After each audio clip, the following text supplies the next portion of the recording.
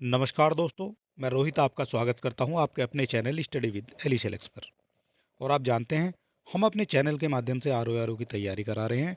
और इसी कड़ी में आगे बढ़ते हुए हमारा आज का एक और वीडियो हो जाएगा। और ये हो जाएगा पर्यावरण यानी एनवायरनमेंट से संबंधित। और एनवायरनमेंट के आपको मिल जाते हैं इसमें टोटल 50 प्रश्न। और सारे प्रश्न आपकी परीक्षा के लिए इम्पोर्टेंट हो जाते हैं। तो चलिए देर ना करते हुए शुरू कर लेते हैं आज का हमारा टॉपिक। ये हो जाएगा पर्यावरण के टॉप इम्पोर्टेंट क्वेश्चन। सारे क्वेश्चन आपके लिए इंपॉर्टेंट हो जाते हैं। और यहाँ देख लेते हैं हम पहला क्वेश्चन। सामान्यतः पर्यावरण को निम्न प्रकार से वर्गीकृत किया जा सकता है। निम्नलिखित में से कौन सा इस वर्गीकरण का अंश नहीं है। इस वर्गीकरण का कौन सा अंश नहीं है, यह आपसे पूछा गया है। तो ये हो जाता है परिचालन पर्यावरण। परिचालन पर्यावरण जो है, ये पर्यावरण का अंग नहीं है। और इसमें आपके पर्यावरण को जो वर्गीकृत किया जाएगा, ये आपका भौतिक पर्यावरण हो जाएगा, जैविक या पर्यावरण हो जाएगा, और एक आपका सांस्कृतिक पर्यावरण भी हो जाता है। बात करेंगे अगले क्वेश्चन की।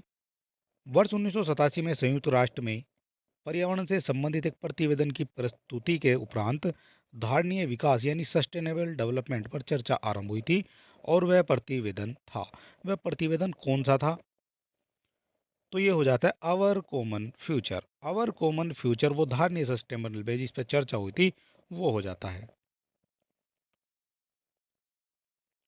धारणीय विकास किसके उपयोग के संदर्भ में अंतर पीढ़ीगत संवेदनशीलता का विषय हो जाता है?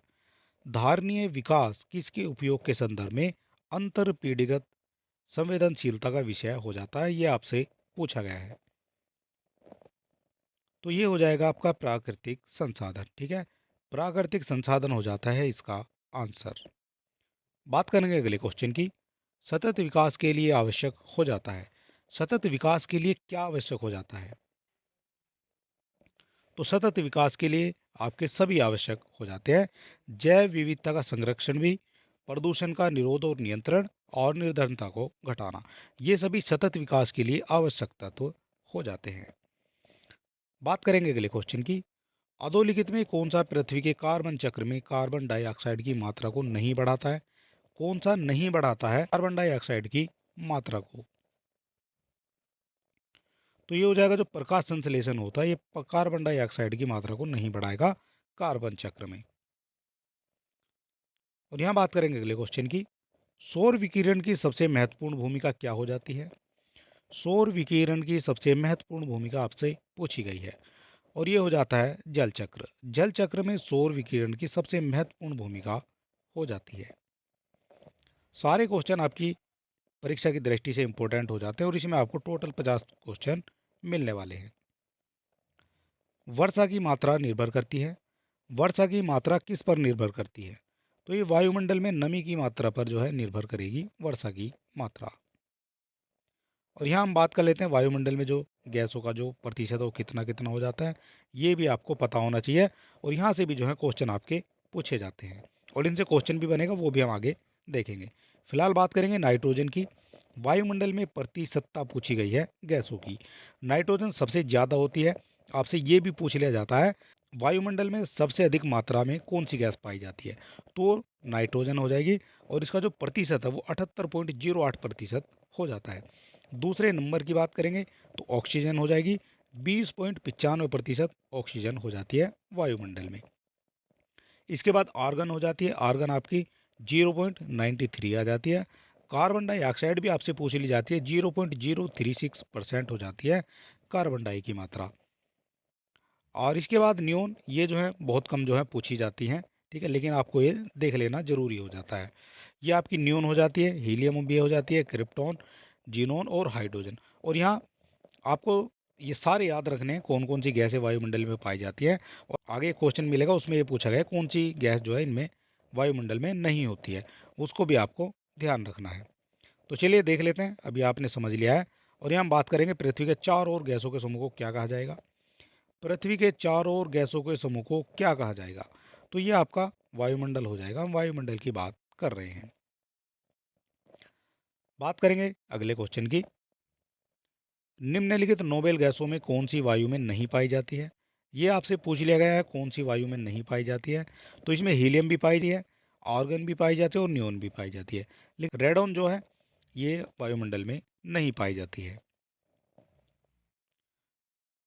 बात करेंगे अगले क्वेश्चन के बारे में। शुष्क हवा में नाइट्रोजन की मात्रा कितनी होती है? शुष्क हवा में नाइट्रोजन की मात्रा ये हमने अभी आपको बता दी है, तो ये हो जाती है 78%। 78% हो जाती है शुष्क हवा में नाइट्रोजन की मात्रा। बात करेंगे अगले क्वेश्चन की। यदि पृथ्वी पर पाई जाने वाली वनस्पतियां या पेड़ पौधे समाप्त हो जाए तो किस गैस की कमी हो जाएगी? किस गैस की कमी हो जाएगी अगर पृथ्वी पर पाई जाने वाली वनस्पतियां समाप्त हो जाती हैं? तो ये हो जाएगी आपकी ऑक्सीजन की। ऑक्सीजन की कमी हो जाएगी सबसे ज़्यादा, क्योंकि ऑक्सीजन हमें पेड़ पौधों से और वनस्पति से ही मिलती है। निम्नलिखित में कौन सा कार्य पेड़ पौधों का नहीं है? कौन सा कार्य है जो पेड़ पौधों का नहीं है? कार्बन डाइऑक्साइड का अवशोषण ये कर लेते हैं, शोर का अवशोषण भी करते हैं, क्योंकि सड़क के किनारे जो हैं ये पेड़ लगाए जाते हैं, वो इसीलिए लगाए जाते हैं ताकि वायु प्रदूषण है वो भी कम होगा और जो ध्वनि प्रदूषण है वो भी कम होगा। ऑक्सीजन की विमुक्ति भी कर देते हैं, लेकिन वायु का प्रदूषण ये नहीं करते हैं। ठीक है, आपसे पूछा गया कौन सा पेड़ों का कार्य नहीं है, तो वायु का प्रदूषण करना जो है पेड़ों का कार्य नहीं है।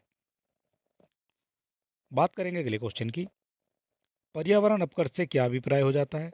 पर्यावरण अपकर्ष से अभिप्राय पूछा गया है, क्या अभिप्राय हो जाएगा? तो ये हो जाएगा पर्यावरणीय गुणों का पूर्ण रूप से नवीनीकरण, ये हो जाता है। मानवीय क्रियाकलापों से विपरीत परिवर्तन लाना, ये भी हो जाता है। और पारिस्थितिक भिन्नता के परिणाम स्वरूप पारिस्थितिक संतुलन असंतुलन, ये भी हो जाता है। और इसमें जो उपयुक्त सभी आपका करेक्ट आंसर हो जाएगा। पर्यावरण अपकर्ष से अभिप्राय आपसे पूछे गए हैं। बात करेंगे अगले क्वेश्चन की। अपेक्षा का विचार संबंधित है। अपेक्षा का विचार किससे संबंधित हो जाएगा? तो ये हो जाएगा आपका सी, एक प्राकृतिक क्रिया जो चट्टानों को सूक्ष्म कणों में विभक्ति करती है। ठीक है, ये हो जाएगा आपका अपक्षय। और अगर आप चैनल पर नए हैं तो आप हमारे चैनल को सब्सक्राइब कर सकते हैं, वीडियो को अपने दोस्तों में भी शेयर कर सकते हैं, और हमें मोटिवेट करने के लिए एक लाइक भी आप कर सकते हैं। और इसकी फ्री पीडीएफ पाने के लिए आप हमारे टेलीग्राम और व्हाट्सएप चैनल से भी जुड़ सकते हैं। बात करेंगे अगले क्वेश्चन की। निम्न में से किस एक का संबंध पर्यावरणीय सुरक्षा से नहीं है? पर्यावरणीय सुरक्षा से नहीं है, ये आपसे पूछा गया है। तो ये हो जाएगा गरीबी कम करना। गरीबी कम करना ये पर्यावरणीय सुरक्षा से संबंधित नहीं है। बाकी धारणीय विकास ये संबंधित हो जाती है पर्यावरणीय सुरक्षा से। वातानुकूलन भी हो जाता है और कागज के थैलों का प्रयोग भी हो जाता है वातावरणीय सुरक्षा से। लेकिन गरीबी कम करने का मतलब कहीं भी जो है पर्यावरणीय सुरक्षा से संबंध नहीं रखता है। रियो डी जेनेरियो में संपन्न अंतर्राष्ट्रीय सम्मेलन था। कौन सा सम्मेलन हो जाता है जो रियो डी जेनेरियो में हुआ था? तो ये हो जाता है आपका संयुक्त राष्ट्र और पर्यावरण विकास सम्मेलन। ठीक है, ये हो जाता है रियो डी जेनेरियो में। बात करेंगे अगले क्वेश्चन की। पृथ्वी शिखर सम्मेलन का आयोजन किया गया था। पृथ्वी शिखर सम्मेलन का आयोजन किया गया था, तो ये हो जाता है आपका रियो में। रियो में किया गया था पृथ्वी शिखर सम्मेलन का आयोजन। और ये कब किया गया था ये भी आपसे पूछ लिया जाता है। तो ये किया गया था आपका 1992 में। ठीक है, ये ईयर भी आपको याद रखना है। 1992 में हो जाता है रियो डी जेनेरियो में। ये कहाँ हो जाता है ये आपको ये भी पूछ लिया जाएगा। तो ये आपका ब्राज़ील में हो जाता है। ठीक है, इतनी बात भी आपको याद रखनी है क्वेश्चन नंबर 17 से। पृथ्वी सम्मेलन +5 आयोजित हुआ था। पृथ्वी सम्मेलन +5 की बात हो रही है। पहला जो हो जाता है वो आपका हो जाता है 1992 में। इसको +5 करेंगे तो ये आपका 1997 में हो जाएगा। ठीक है, +5 की बात हो रही है, तो ये आपका करेक्ट आंसर हो जाता है 1997 में। ठीक है, पृथ्वी सम्मेलन +5, पृथ्वी सम्मेलन हुआ था 1992 में, इसको +5 करेंगे तो 1997 इसका करेक्ट आंसर हो जाता है। बात करेंगे अगले क्वेश्चन की। रियो 20 घोषणा पत्र का शीर्षक क्या हो जाता है? रियो 20 घोषणा पत्र का शीर्षक, तो ये हो जाता है the future we want. The future we want हो जाता है रियो 20 घोषणा पत्र का शीर्षक। बात करेंगे अगले क्वेश्चन की। राष्ट्रीय पर्यावरण अभियांत्रिकी शोध संस्थान यानी नीरी, ठीक है, कब और कहाँ स्थापित किया गया था? नीरी कहाँ स्थापित किया गया था? तो नीरी हो जाता है नागपुर में, और 1958 में जो है इसकी स्थापना की जाती है नागपुर में। बात करेंगे अगले क्वेश्चन की। NEA से क्या आशय हो जाता है? NEA से क्या आशय हो जाएगा ये आपको बताना है। तो ये हो जाएगा नेशनल एनवायरमेंट अथॉरिटी, ठीक है, NEA, नेशनल एनवायरमेंट अथॉरिटी, ठीक है, ये आपकी फुल फॉर्म इसकी हो जाती है। बात करेंगे अगले क्वेश्चन की। विश्व मौसम विज्ञान संगठन का मुख्यालय अवस्थित है, ये कहाँ अवस्थित हो जाता है विश्व मौसम विज्ञान संगठन का मुख्यालय? तो ये हो जाता है जेनेवा में, ठीक है, जेनेवा में स्थित हो जाता है विश्व मौसम विज्ञान संगठन का मुख्यालय। बात करेंगे अगले क्वेश्चन की। UNEP का मुख्यालय अवस्थित है, UNEP का मुख्यालय कहाँ अवस्थित हो जाएगा? और ये भी हो जाता है आपका नैरोबी में, ठीक है, नैरोबी में हो जाता है, और नैरोबी होता है आपका केन्या में, ठीक है, ये भी आपको याद रखना है, नैरोबी कहाँ हो जाएगा, नैरोबी केन्या में हो जाएगा।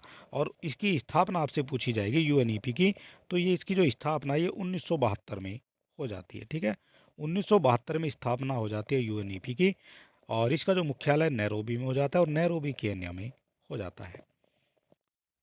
बात करेंगे अगले क्वेश्चन की। EPA का पूर्ण रूप क्या हो जाएगा?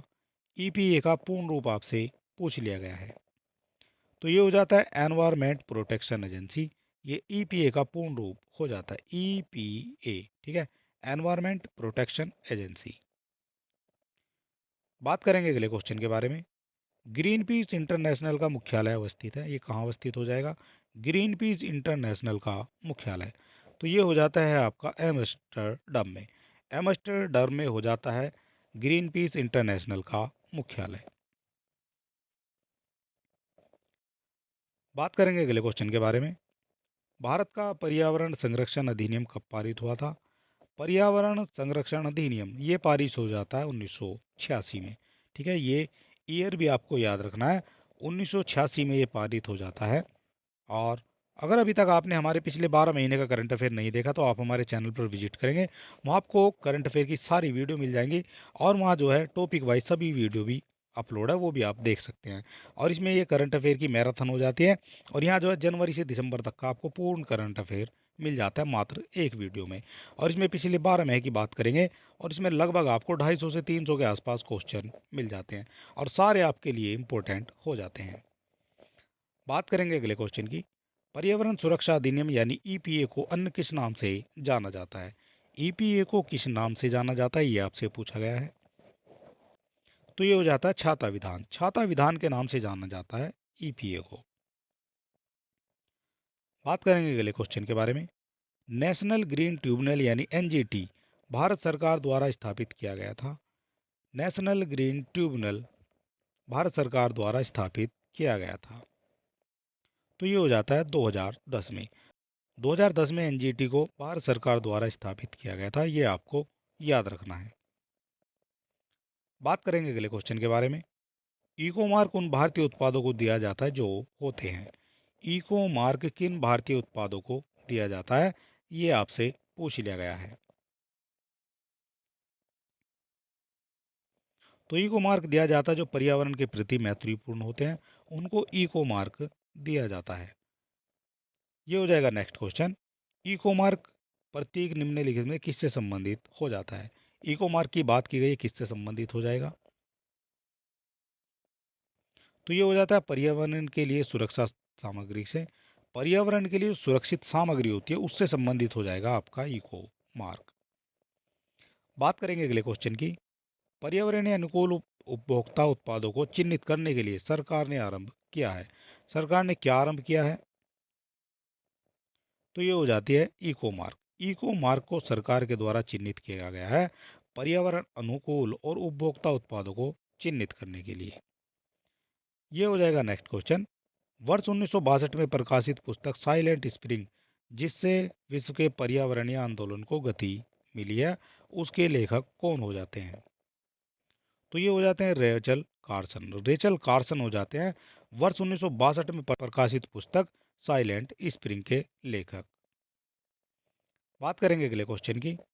नगरीय एवं औद्योगिकरण हानिकारक हो जाता है, नगरीकरण और औद्योगिकरण हानिकारक हो जाता है, तो ये हो जाता है संतुलित विकास के लिए हानिकारक हो जाएगा, पर्यावरण एवं पारिस्थिति के लिए भी हानिकारक हो जाएगा, और जैव विविधता के संरक्षण के लिए भी ये हानिकारक हो जाता है, ठीक है। और इस तरह से उपयुक्त सभी जो है इसका करेक्ट आंसर आ जाएगा, जो नगरीकरण और औद्योगिकरण हानिकारक होते हैं। बात करेंगे अगले क्वेश्चन की, हरित विकास यानी ग्रीन डेवलपमेंट का लेखक कौन हो जाएगा। हरित विकास का लेखक आपसे पूछा गया है, तो ये हो जाता है W M Adams. W M Adams हो जाते हैं हरित विकास के लेखक। बात करेंगे अगले क्वेश्चन के बारे में, प्राकृतिक कृषि का अन्वेषक कौन हो जाएगा।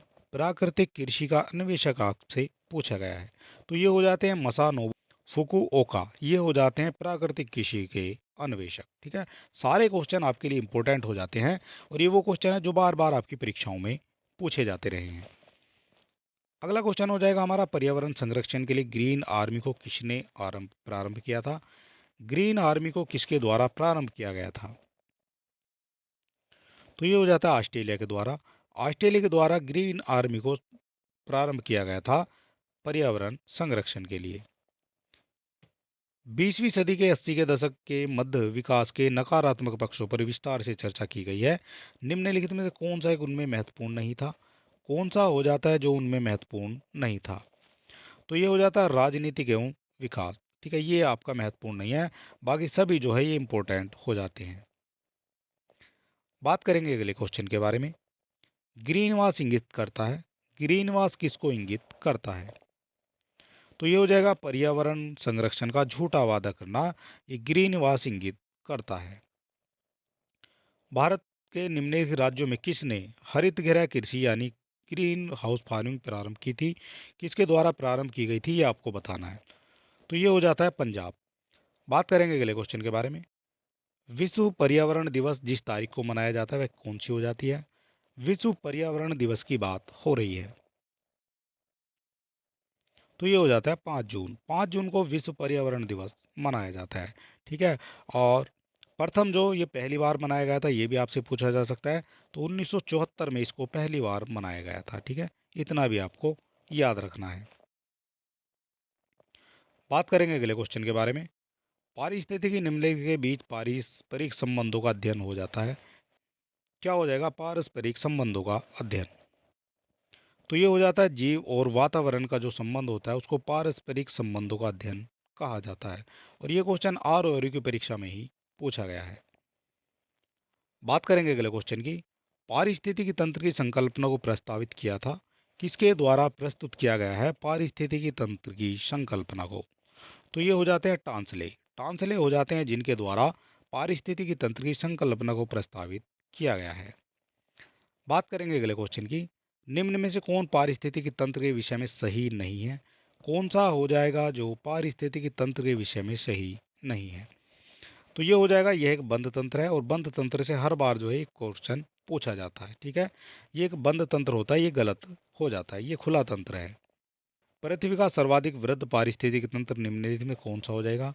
पृथ्वी का सर्वाधिक वृहद पारिस्थितिकी तंत्र आपसे पूछा गया है, तो ये हो जाता है आपका जैवमंडल। ठीक है, जैवमंडल सर्वाधिक वृहद पारिस्थितिकी तंत्र हो जाता है। ठीक है, ये आपको याद रखना है, और ये क्वेश्चन भी आर की परीक्षा में ही पूछा गया है। इकोसिस्टम के संबंध में निम्न में से क्या सत्य हो जाएगा। इकोसिस्टम के बारे में कौन सा सत्य हो जाएगा ये आपको बताना है, तो ये हो जाता है सत्य आपसे पूछा गया, उत्पादक प्राथमिक उपभोक्ता से अधिक होते हैं। ठीक है, ये आपको देख लेना है।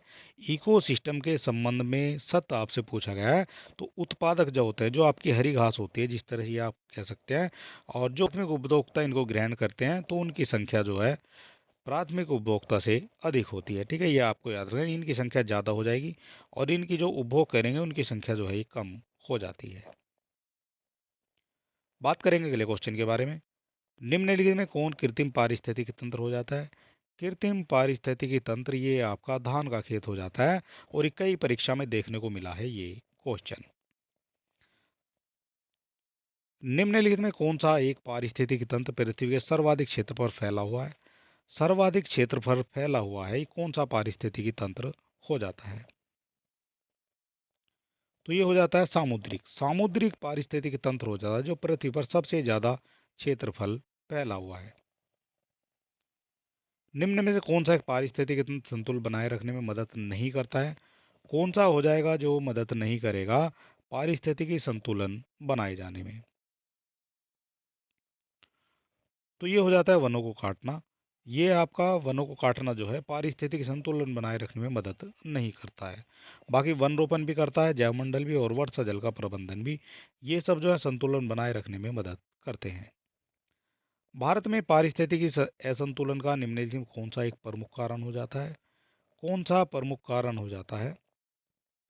तो ये हो जाता है वनों उन्मूलन। वनों का जो उन्मूलन है ये आपका पारिस्थितिकी असंतुलन का कारण हो जाता है। निम्नलिखित में किस कार्य से पारिस्थितिकी संतुलन बिगड़ता है? पारिस्थितिकी संतुलन बिगड़ता है वो कौन सा कार्य हो जाएगा? तो ये हो जाएगा लकड़ी काटना। लकड़ी काटने से पारिस्थितिकी संतुलन बिगड़ जाता है। सामाजिक वानी से नहीं बिगड़ेगा, वनोरोपण से नहीं बिगड़ा और वन महोत्सव से भी नहीं बिगड़ेगा। और ये भी क्वेश्चन जो है आर की परीक्षा में ही पूछा गया है। निम्नलिखित में किसका पारिस्थितिकी संतुलन से संबंध नहीं है?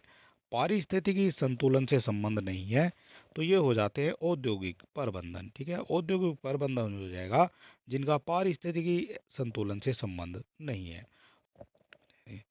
एक घास स्थलीय पारिस्थितिकी तंत्र के खाद्य श्रृंखला में विभिन्न घटकों का सही क्रम क्या हो जाएगा? सही क्रम आपसे पूछा गया है खाद्य श्रृंखला का, ये कौन सा हो जाता है? तो ये हो जाएगा, सबसे पहले आपकी घास आ जाती है। घास को आपका टिड्डा इसका उपभोग करता है। टिड्डे का उपभोग मेंढक करेगा और मेंढक को जो है सांप खा जाएगा। ठीक है, इस तरह से जो है ये आपका करेक्ट हो जाता है। और यहाँ बात कर लेते हैं आज के हमारे लास्ट क्वेश्चन के बारे में। इनमें से कौन खाद्य श्रृंखला का निर्माण करता है? खाद्य श्रृंखला का निर्माण कौन सा करता है ये आपसे पूछा गया है। तो ये हो जाएगा घास, बकरा और आदमी, ये खाद्य श्रृंखला का निर्माण करेंगे। सबसे पहले घास हो जाएगी, इसको जो है बकरा खा जाता है और बकरे को जो है आदमी खा जाता है। ठीक है, इस तरह से जो है खाद्य श्रृंखला का निर्माण करता है। टोटल हमारे जो 53 ये क्वेश्चन हो जाते हैं, सारे आपके लिए इंपॉर्टेंट हो जाते हैं। ठीक है, और ये वो हैं जो बार बार परीक्षाओं में एज इट इज़ देखने को मिल जाते हैं। और अगर आप चैनल पर नए हैं तो आप हमारे चैनल को सब्सक्राइब कर सकते हैं, वीडियो को अपने दोस्तों में भी शेयर कर सकते हैं और इसकी फ्री पीडीएफ पाने के लिए आप हमारे टेलीग्राम और व्हाट्सएप चैनल से भी जुड़ सकते हैं। चलिए दोस्तों, मिलते हैं नेक्स्ट वीडियो में और तब तक के लिए नमस्कार।